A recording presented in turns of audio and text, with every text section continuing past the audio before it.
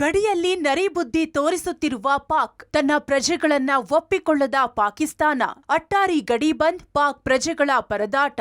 ಪಾಪಿ ಪಾಕಿಸ್ತಾನ ತನ್ನ ನರಿಬುದ್ಧಿ ತೋರಿಸುವುದರಲ್ಲಿ ನಿಸ್ಸೀಮ. ಪಹಲ್ಗಾಮ್ನಲ್ಲಿ ಉಗ್ರರ ದಾಳಿಯಲ್ಲಿ ಹಿಂದೂಗಳು ಪ್ರಾಣ ಬಿಟ್ಟಿದ್ದಾರೆ. ಇದರ ಬೆನ್ನಲ್ಲೇ ಭಾರತ ಪಾಕಿಸ್ತಾನಕ್ಕೆ ಸಿಕ್ಕಾಪಟ್ಟೆ ಶಾಕ್ ಕೊಟ್ಟಿದೆ. ಭಾರತದಲ್ಲಿ ನೆಲೆಸಿರುವ ಪಾಕ್ ಪ್ರಜೆಗಳು ದೇಶ ತೊರೆಯುವಂತೆ ಕಟ್ಟಾಜ್ಞೆ ಹೊರಡಿಸಿದೆ. ಅದರಂತೆ ಭಾರತದಲ್ಲಿದ್ದ ಪಾಕ್ ಪ್ರಜೆಗಳು ತಮ್ಮ ಸ್ವಂತ ದೇಶಕ್ಕೆ ಹೊರಟಿದ್ದಾರೆ.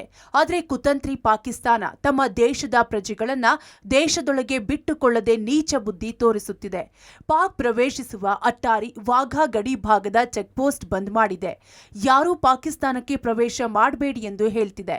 ಇದರಿಂದ ಗಡಿ ಭಾಗದ ಚೆಕ್ಪೋಸ್ಟ್ಗಳಲ್ಲಿಯೇ ಪಾಕ್ನ ಪ್ರಜೆಗಳು ನಿಂತಿದ್ದು ಎತ್ತ ಹೋಗಲು ದಿಕ್ಕು ತೋಚದೆ ಪರದಾಡುತ್ತಿದ್ದಾರೆ. ಸಾಕಪ್ಪ ಸಾಕು, ಭಾರತದ ಸಹವಾಸ ಸಾಕು. ಪಾಕ್ಗೆ ಜಲಮಾರ್ಗ, ಅಂಚೆ ಸೇವೆ ಸ್ಥಗಿತಕ್ಕೆ ಚಿಂತನೆ. ಶೀಘ್ರದಲ್ಲೇ ಮಹತ್ವದ ನಿರ್ಧಾರ ಘೋಷಣೆ ಸಾಧ್ಯತೆ. ಭಾರತದ ವಿರುದ್ಧ ತೊಡೆತಟ್ಟಿರೋ ಪಾಕಿಸ್ತಾನಕ್ಕೆ ನಿಜಕ್ಕೂ ಬೇಡಪ್ಪ ಬೇಡ, ಭಾರತದ ಸಹವಾಸ ಬೇಡ ಅನ್ನಿಸಿದೆ. ದಿನದಿಂದ ದಿನಕ್ಕೆ ಭಾರತ ಕೊಡುತ್ತಿರೋ ಏಟಿಗೆ ಅಕ್ಷರಶಃ ಪತರುಗುಟ್ಟಿ ಹೋಗಿದೆ.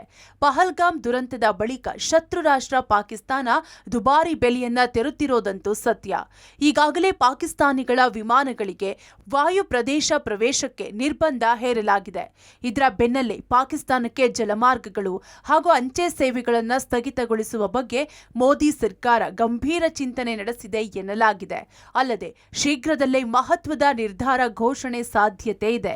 ಅರಬ್ಬಿ ಸಮುದ್ರದಲ್ಲಿ ನೌಕಾಸೇನೆ ಸಮರಾಭ್ಯಾಸ, ಅನುಮಾನಾಸ್ಪದ ಯುದ್ಧ ನೌಕೆಗಳ ಬಗ್ಗೆ ಹದ್ದಿನ ಕಣ್ಣು.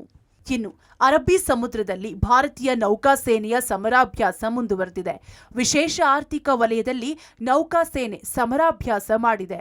ಜೊತೆಗೆ ಅನುಮಾನಾಸ್ಪದ ಯುದ್ಧ ನೌಕೆಗಳ ಬಗ್ಗೆ ಹದ್ದಿನ ಕಣ್ಣಿಟ್ಟಿದೆ.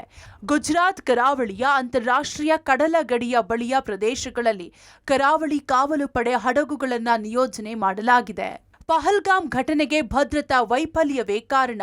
ಯುದ್ಧದಿಂದ ಯಾರೂ ಉದ್ಧಾರ ಆಗಲ್ಲ. ಪಹಲ್ಗಾಮ್ನಲ್ಲಿ ನಡೆದ ಹಿಂದೂಗಳ ನರಮೇಧದ ಬಗ್ಗೆ ಮೊದಲ ಬಾರಿಗೆ ಮಾಜಿ ಸಂಸದೆ ರಮ್ಯಾ ಪಬ್ಲಿಕ್ ಟಿವಿಗೆ ರಿಯಾಕ್ಟ್ ಮಾಡಿದ್ದಾರೆ. ಮೊನ್ನೆ ಪಾಕ್ ವಿರುದ್ಧ ಯುದ್ಧ ಬೇಡ ಎಂದು ಸಿದ್ದರಾಮಯ್ಯ ಹೇಳಿದ್ರು. ಅದೇ ಮಂತ್ರವನ್ನ ಮಾಜಿ ಸಂಸದೆ ರಮ್ಯಾ ಪಠನೆ ಮಾಡಿದ್ದಾರೆ. ಯುದ್ಧದಿಂದ ಯಾರೂ ಉದ್ಧಾರ ಆಗಲ್ಲ, ಯುದ್ಧವೇ ಪರಿಹಾರ ಅಲ್ಲ. ಇದು ನನ್ನ ವೈಯಕ್ತಿಕ ಅಭಿಪ್ರಾಯ. ಪಹಲ್ಗಾಮ್ ಘಟನೆಗೆ ಭದ್ರತಾ ವೈಫಲ್ಯವೇ ಕಾರಣ ಎಂದು ಹೇಳಿದ್ದಾರೆ.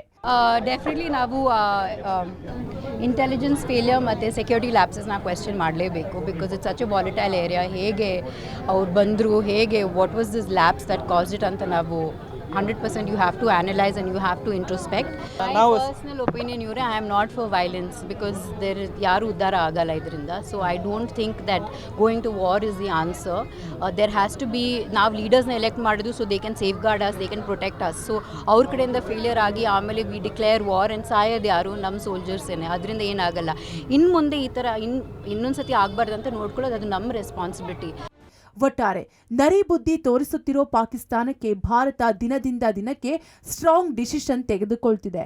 ಪರೋಕ್ಷವಾಗಿ ಕೊಡುತ್ತಿರೋ ಏಟಿಗೆ ಪಾಕ್ ವಿಲ ಅಂದಿರೋದಂತೂ ಸತ್ಯ. Bureau report, public TV.